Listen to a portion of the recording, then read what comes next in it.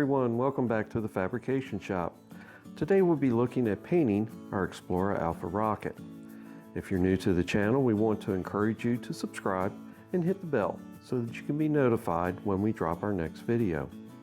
In the last video, we finished preparing the model by applying filler to the fins and the body tube, and then we sanded everything smooth. We'll now take that rocket and apply primer. I tend to use the Rust-Oleum 2-in-1 filler primer. This helps fill in a lot of the small gaps and scratches. After the primer is applied, I can begin sanding the rocket, and I typically use 320 grit to start. I'm trying to get the overall finish smooth. This is also a good time to look and make sure you haven't missed any areas with the wood filler. If you have, go back and correct it now. After correcting those missing areas, apply a second coat of primer. Again, I start with the 320 grit to knock the rough feel off the model. But now I'll begin wet sanding. Typically, one round of wet sanding works for me. If desired, you can use finer grade sandpaper and you can get the primer to an almost high gloss finish through wet sanding. For me, I tend to stop after this initial bout of sanding.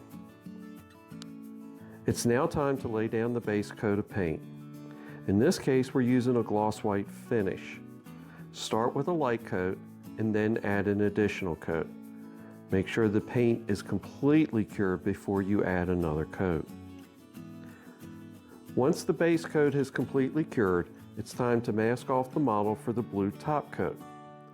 Here I'm using the 1/4 inch wide masking tape that's available at Hobby Lobby. It's a yellow color, but any type of painting tape should work. I personally like the narrow tape, especially when working around fins and other small parts. When we did the masking on this model, we didn't use any special measurements. We simply eyeballed it and went from there. After I did the one stripe, I taped off the one fin so that it would remain white. Here again, I used 1/4 inch tape at the root of the fin.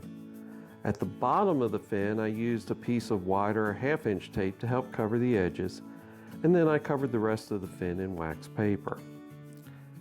At the top, I wanted a white stripe around the circumference of the model. I also wanted part of the top of the body tube painted black.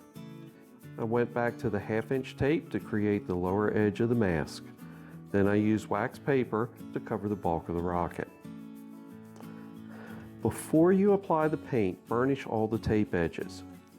Use your fingernail to cap off a pen, anything smooth. Just push these edges down and this will help the paint from seeping underneath the tape. When applying the color coat, follow the same procedure as we did with the base coat.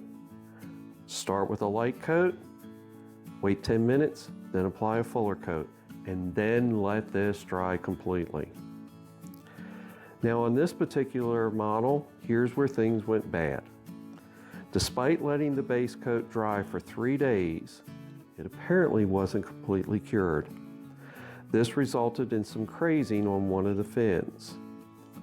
So we sanded this fin down, resprayed it, and this time we got a nice smooth glossy finish. With the blue paint cured, begin peeling off the tape.